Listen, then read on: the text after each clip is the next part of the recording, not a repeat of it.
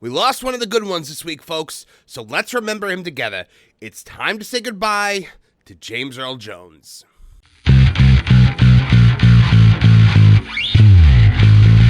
Hello, I'm Marvin, and I'm the Movie Monster. There are certain people in entertainment who can rightly claim to be iconic. These men and women can transcend their mediums to become a part of pop culture history. Whether they're musicians, comedians, actors, or some winning combination, they rise above this world to achieve true immortality. One of those people was James Earl Jones, a former stutterer who became one of the most prolific wielders of the spoken word to ever live. From Darth Vader to Mufasa to many others, James Earl Jones left this world at the age of 93, and I feel like it's selfish of me to say, but it's still too soon. When you think back on the career of James Earl Jones, so many moments come to mind. A lot of them smash into each other, so I thought why not process this by organizing my top 5 James Earl Jones moments as a way to memorialize someone whose body of work has had a truly profound effect on me. Now, this is purely subjective and purely my opinion. If your views differ, that's perfectly fine, and I want to hear about it. Share your top moments in the comments, and maybe like and subscribe while you're at it, if you'd be so kind. But today, we're going to count down my top 5 James Earl Jones moments on Tooneytown TV. Number 5, meeting Mr. Mertle. The Sandlot. One of my favorite movies as a kid, and probably even now. Now, I couldn't play baseball worth a lick as a little monster, but I absolutely love baseball movies. And my family was, and still is, about as baseball obsessed as they come. So while I had no patience or talent to play the game, my dad and I bonded over baseball movies like The Sandlot. In The Sandlot, the kids are constantly living in fear of this evil giant dog called the Beast. The Beast's owner is a man named Mr. Mertle. When the boys accidentally hit a baseball over the fence into the Beast's yard, one of the kids recommends knocking on the door. But Michael Squints Polidorus stops them, saying that Mr. Mertle is the meanest old man who ever lived and that he fed a kid to the Beast. But when the boys finally meet Mr. Mertle after a whole bunch of shenanigans with the Beast going up against some PF Flyers, they find that he's an old blind man played by none other than James Earl Jones. You're in trouble, aren't you, son? James subverts expectations well by telling the boys about his career as a young man playing baseball with the 1927 Yankees, including Babe Ruth, before he went blind. George signed this? Yeah. I take it back. You're not in trouble. You're dead where you stand. Now, what always struck me about this scene and James's performance in it was the way Mr. Mertle never bemoaned his fate or seemed bitter. Instead, James chose to play the character with an effortless charm and an infectious smile. I used to crowd the plate so that strike zone almost disappeared. Pitchers hate that. When he talks about the good old days of crowding the plate until the strike zone disappeared, he's not lamenting the life he lost. He's fondly remembering the life he had. As though even living alone and blind, he's just grateful that he got to play the game and be a part of that world, even if it was just for a little bit. I'll trade you. That's really nice of you, but that ball really is signed by Babe Ruth. So is this one. For the rest of the 1927 Yankees. Lou Gehrig. Babe Ruth. He becomes the boys' benefactor in the movie, giving them a replacement ball signed by Babe Ruth and the rest of the 1927 Yankees on the condition that they come by once a week and talk baseball with him. I don't want to meet the person who can watch this scene from beginning to end and not smile at least once. When people fondly remember this movie, no one talks about this scene. They talk about the pool, or the great Hambino, or the chewing tobacco, or the epic chase with the Beast, but I've always pointed to Mr. Mertle as my favorite part of the whole thing. Number 4, meeting Sheldon. Now, before you come down on me, no, I am not saying The Big Bang Theory is funny or even a good show. It's, in my opinion, none of those things. However, I'm saying that in this episode, James Earl Jones made the show funny and good for a brief moment. Sheldon spots James Earl Jones in a restaurant and approaches him. James at first looks grumpy, correctly IDing him as a Star Wars fan, but then he completely subverts expectations by going from curmudgeon to being the nicest guy ever with a passion for Star Wars. Let me guess. You like Star Wars. I have one thing to say to people like you. I like Star Wars too. A nice Star Wars fan? Well, now you've gone too far outside reality. Sheldon ends up riding a Ferris wheel with him. They even sing karaoke together, all while James is showing this childlike glee and giddiness that we'd never seen from him before in anything. But the funniest moment of the show was when they played Ding Dong Ditch at Carrie Fisher's house. Whose house is this? Carrie Fisher. And she's a little crazy, so get ready to run. It's not funny anymore, James! Then why am I laughing? According to the crew, this was the first time Carrie Fisher and James Earl Jones had ever met. Now, I can't imagine that's true. I can't imagine they didn't meet at any Star Wars premieres over the years. But that being said, it's definitely the first time they've ever been physically in the same scene. Number 3, Moonlight Graham. I told you I like baseball movies. It just so happens that James Earl Jones is in 2 of the very best. Field of Dreams is another movie my dad showed me, and it quickly became one of my favorites.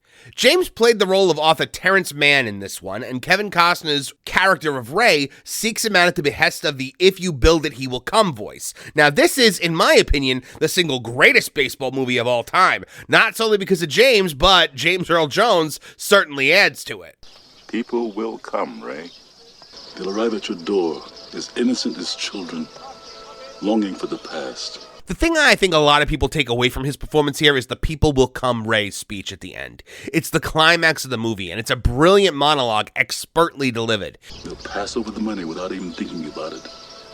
For it is money they have, and peace they like. It sums up the American love of baseball, or the love America used to have for baseball at least, and what it means to people. It's a beautiful speech. The one constant through all the years, Ray, has been baseball. America is ruled by like an army of steamrollers. It's not my favorite James Earl Jones moment from this movie, though. No, my favorite moment in this movie is when the cranky Terence Mann reveals that not only does he believe Ray about the voice guiding him, but he hears it too. When Ray tells him that he got it wrong and tells Mann to go home, he gets out of the car and Ray proceeds to pull away. When the headlights hit, we see Terence standing in the road illuminated by the light, and we see him say 2 simple words that made my jaw hit the floor. Moonlight Graham. It's in that moment that we realize this isn't just in Ray's mind. The world opens up and we truly get a sense of the scope of this film. It's a huge moment for Ray as a character as well, where he and Terence Mann set out on the quest together to find Archie Moonlight Graham and bring him back to Iowa so that he can get the chance to live out the baseball dreams he never got in life. You know, in editing this video, I watched the Moonlight Graham clip so many times and I still got goosebumps each time. I can still remember looking up at my dad wide-eyed and shocked. This was the moment that truly hooked me into this movie, and James Earl Jones was able to do that with 2 simple words. Moonlight Graham. Number 2, no one messes with your dad. I actually saw The Lion King in a double feature. It was the only double feature I've ever been to. Now, my dad and I, yes, he's involved in another James Earl Jones moment for me, went to see a double feature of Angels in the Outfield, again, I told you we love our baseball movies, and The Lion King. Mufasa is such an epic character, one of the all-time greatest Disney characters ever, and probably the greatest Disney dad of all time. Well, there's another list we have to do someday. Anyway, after Simba snuck away and nearly got both him and Nala killed, he's left alone with his father for a much-earned scolding. At first, it's a solid dad lecture, the kind any rambunctious young boy in the 90s understood before we decided that scolding your kid was taking their abundance away or whatever. Take Nala home. I've got to teach my son a lesson. But then it turns into something else. When Mufasa tells Simba that he was scared that he'd lose his son, Simba tells his dad that the hyenas were even scarier. Mufasa then has this moment with him. 'Cause nobody messes with your dad. Come here, you. Oh no! Dad?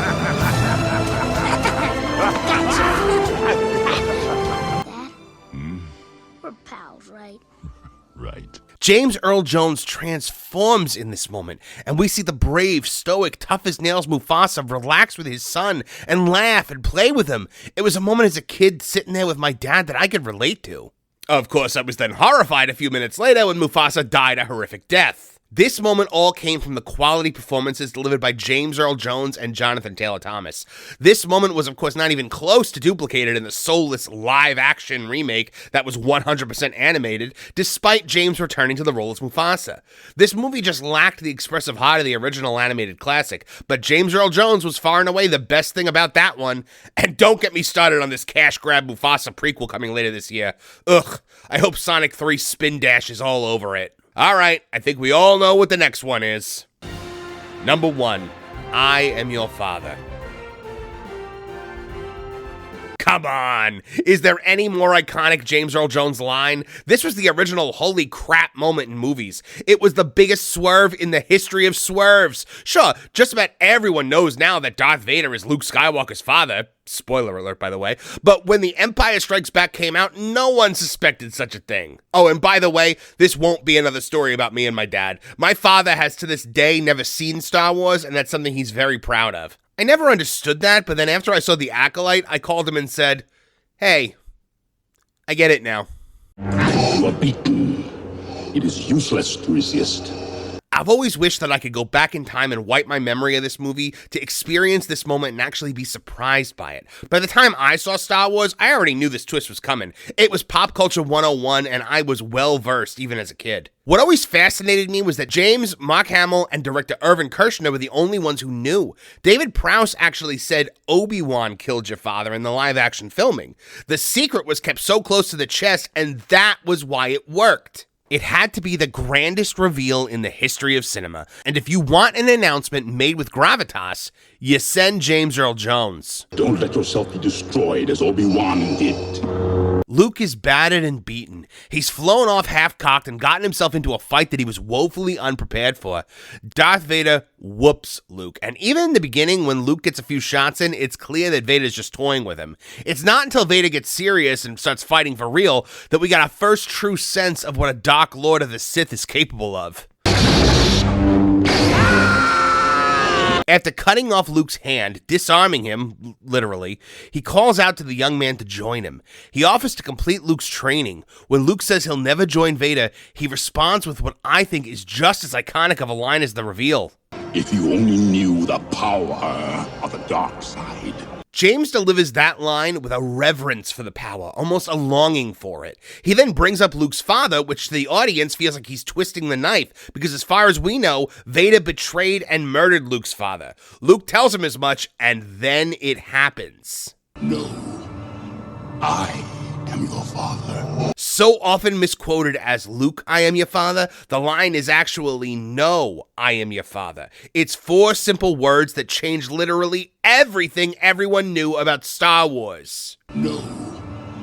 He starts with the no, and then there's a subtle pause, just enough for the audience to be confused, and then he hits you with the next word. I. The I is the most important part of this line. It's delivered with an epic gravitas, but also a slow slyness, mixed in with a moment of pride. He draws the single syllable out to twist the point into the audience. By the time this word registers, we're already aware of what's happening, and the last 3 words are irrelevant. I am your father.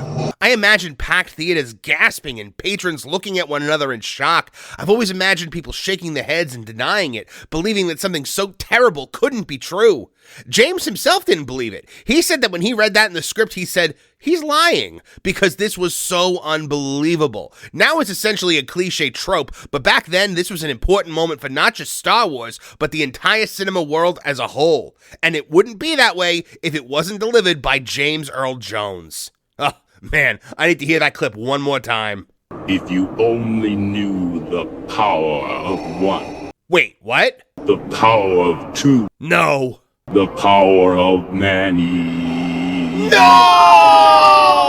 There you have it, folks. My 5 favorite James Earl Jones moments. I gotta give an honorable mention here to his guest appearance on House MD. His character was so interesting and it completely changed the entire course of this show. But I want to hear your favorite James Earl Jones moments now. Share them with me in the comments below, and let's remember this remarkable performer together.